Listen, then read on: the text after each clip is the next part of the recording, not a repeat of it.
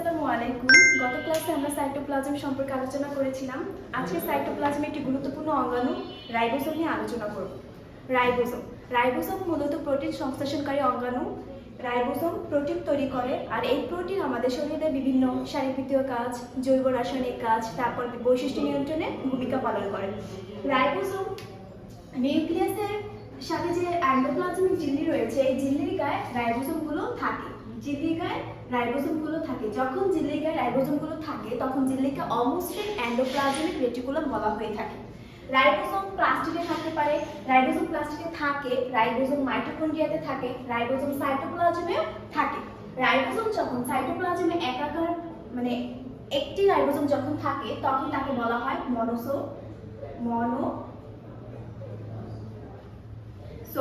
Ribosome যখন অনেক সময় সাইটোপ্লাজমে রাইবোসোম একত্রে দলবদ্ধভাবে থাকে, দলবদ্ধভাবে চেইন আকারে থাকে, তখন রাইবোসোমকে বলা হয়ে থাকে পলিরাইবোসোম। মানে অনেকগুলো রাইবোসোম একাকারে চেইনবদ্ধভাবে থাকে সাইটোপ্লাজমে, তখন রাইবোসোমগুলোকে বলা হয়ে থাকে পলিরাইবোসোম।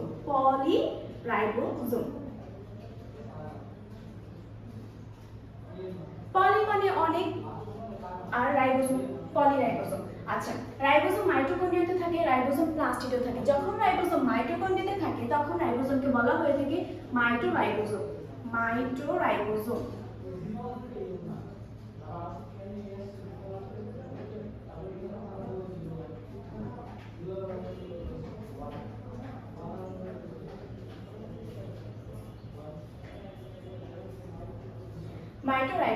রাইবোসোম প্লাস্টিডে যখন থাকে তখন রাইবোসোমকে বলা হয়ে থাকে প্লাস্টোরাইবোসোম। রাইবোসোম উদ্ভিদ কোষেও থাকে, আদি কোষেও থাকে, প্রকৃত কোষেও থাকে। কেননা রাইবোসোমের প্রধান কাজ হচ্ছে প্রোটিন তৈরি করা, আর এই প্রোটিন উদ্ভিদ আদি কোষের জন্য প্রয়োজন, প্রকৃত কোষের জন্য প্রয়োজন। তাই রাইবোসোমকে বলা হয়ে থাকে সর্বজনীন অঙ্গাণু। রাইবোসোমকে বলা হয়ে থাকে প্রোটিন সংশ্লেষণকারী সর্বজনীন অঙ্গাণু। এখন আমরা রাইবোসোমের আবিষ্কার সম্পর্কে জানব। সর্বপ্রথম বিজ্ঞানী আলবার্ট ক্লক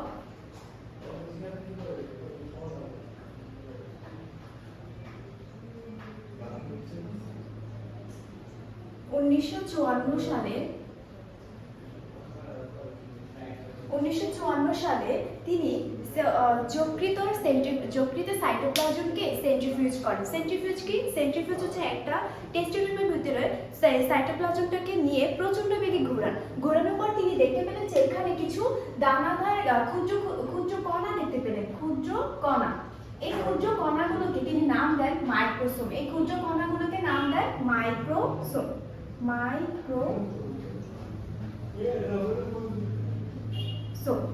এরপর তার ঠিক এক বছর পর ইলেকট্রন অণুবীক্ষণ যন্ত্রের সাহায্যে বিজ্ঞানী জর্জ প্যালেট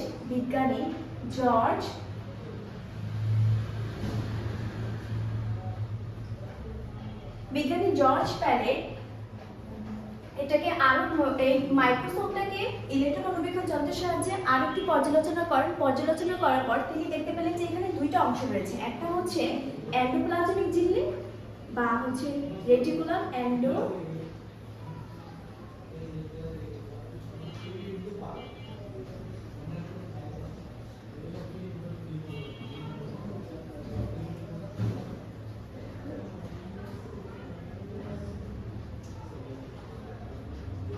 আর দেখতে পেলেন ক্ষুদ্র কণা, এন্ডোপ্লাজমিক ঝিল্লি আর ক্ষুদ্র কণা। এই ক্ষুদ্র কণার ভিতরে তিনি দুইটা অংশ দেখতে পেয়েছেন। একটা হচ্ছে আরএনএ আর একটা হচ্ছে কি প্রোটিন তৈরি কণা।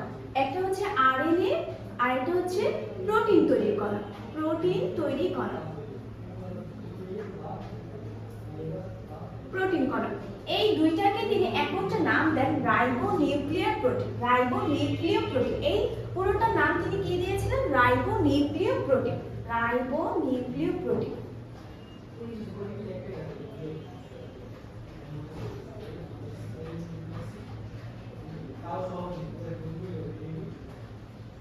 আচ্ছা, এত বড় নামটা বলতে গেলে একটু আমাদের একটু সমস্যা হয় না? রাইবোনিউক্লিয়ার প্রোটিন। পরবর্তীতে বিজ্ঞানী রিচার্ড বি রবার্টসন এত বড় এই নামটাকে সংক্ষেপে রাইবোসোম নামকরণ করেন। এই রাইবোনিউক্লিয়ার প্রোটিনকে সংক্ষেপে কি নামকরণ করেন? রাইবোজোম। এখন আসি, বলা যেতে পারে বিজ্ঞানী আলবার্ট ক্লক এবং জর্জ হেনেট এই দুইজনকে রাইবোজোম আবিষ্কার করেন আর নাম করেন Richard B Robertson. Richard B Robertson.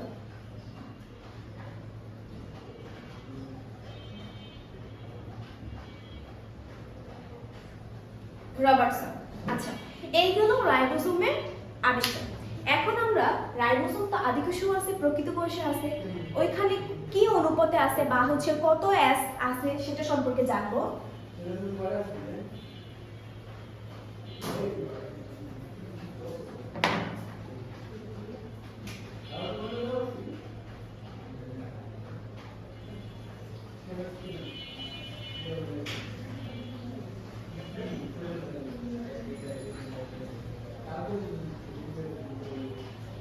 প্রকৃত কোষ, আদিকোষে রাইবোজোম 70S এবং প্রকৃত কোষে রাইবোজোম 80S। এই 70Sটা কিভাবে আসে? 70S আসে হচ্ছে 50 আর হচ্ছে 30 আর প্রকৃত কোষে আছে 80S।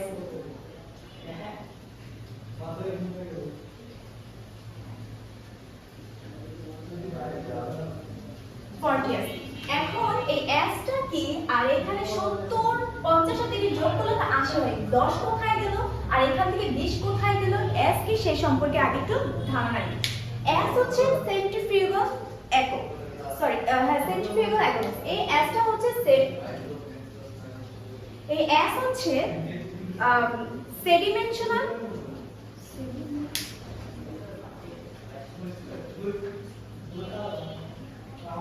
আচ্ছা, এই এস হচ্ছে তলানি হার। যখন আমরা জানি যে আমরা বলেছিলাম যে সর্বপ্রথম বিজ্ঞানী আলবার্ট ক্লক এটাকে সেন্ট্রিফিউজ করেছিলেন। হ্যাঁ, সেন্ট্রিফিউজ কি? একটা টেস্ট টিউবের ভিতরে এটাকে প্রচন্ড বেগে ঘোরানো হয়। যখন একটা টেস্ট টিউবে কোনো পদার্থ বা কিছু নিয়ে প্রচন্ড বেগে ঘোরানো হবে তখন যেগুলো ভারী ভারী অংশটুকু কি নিচে তলানি হিসেবে জমা হবে। এই তলানির হারটাই হচ্ছে এস। ঠিক আছে, এই তলানির হারটা এস। এখন এটাকে এস কেন বলা, মানে এসটাই কেন দেওয়া হলো? এটা হচ্ছে ধ্রুবক। এই এসটা বিজ্ঞানী থিওডর ভেটবার্গের প্রথম অক্ষর এস। তিনি সুইডিশ প্রাণ রসায়নবিদ ছিলেন। তিনি মূলত সেন্ট্রিফিউগালের জন্য নোবেল পুরস্কার পান। তার নামে প্রথম অক্ষর এস, সেই ক্ষেত্রে সেই হিসেবে এখানে এসটা সংযুক্ত করা এস একক হিসেবে ধরা হয়েছে। এখন আসি এখানে এই 50 আর 30 কিভাবে 70 আসে। আমরা এই তলানির হারটা মূলত দুইটা বিষয়ের উপর নির্ভর করে। একটা হচ্ছে যখন ঘনত্ব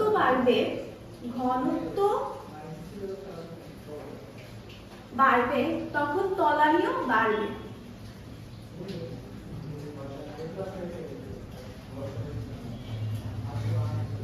আবার যখন আকার বাড়ে তখন তলানি কমবে।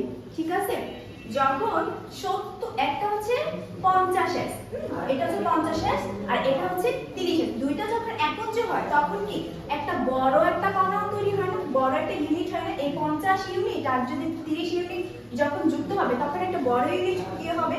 তো এটা আকার যেহেতু বাড়ছে তার মানে তলানি কমবে। ঠিক আছে, আবার একই ক্ষেত্রে যখন 60 আর 40 যখন একসাথে যুক্ত হয় তখন আকারে অনেক বড় হয়। তো তলানি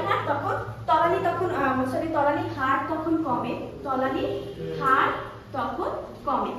ঠিক আছে, তো সেই ক্ষেত্রে এইভাবে মানে আকার বড় হওয়ার কারণে তলানি হারটা কমে গেছে। তো তখন 50 আর 30 যুক্ত হয়ে 70S ইউনিটে পরিণত হয়েছে। আচ্ছা,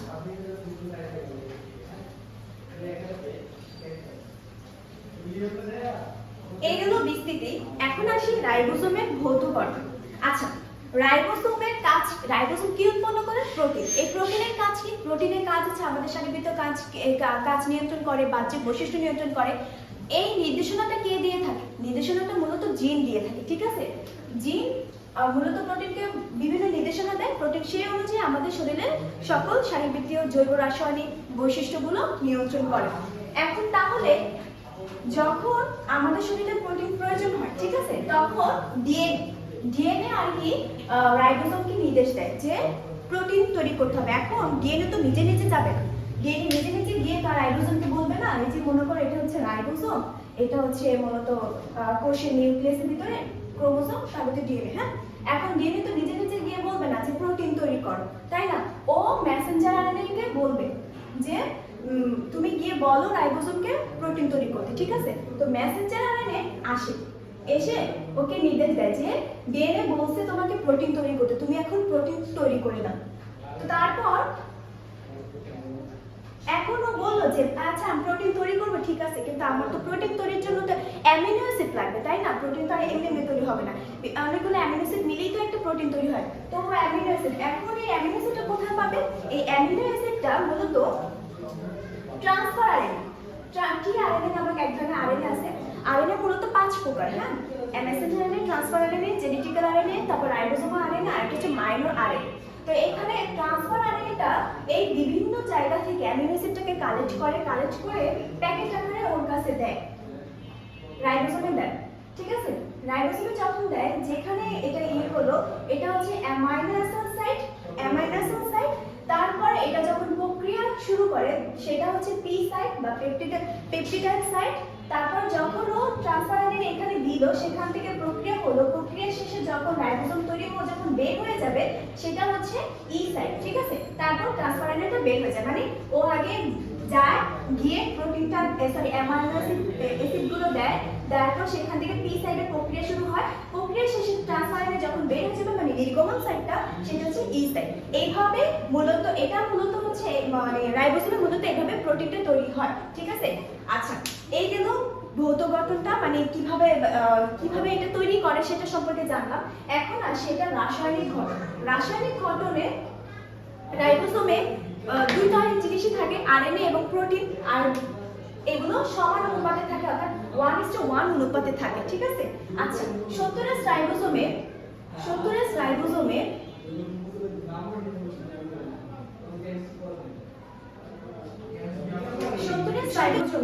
মূলত 3 ধরনের সাব ইউনিট থাকে, একটা হচ্ছে 23S, 18S আর 5S, ঠিক আছে? আর 52 প্রকারের প্রোটিন থাকে।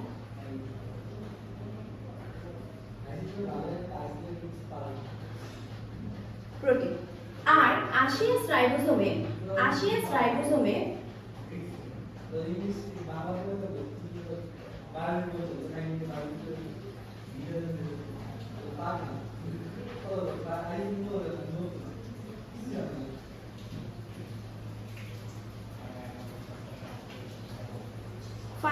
রাইবোজোম থাকে, আর 80 প্রকারের প্রোটিন থাকে।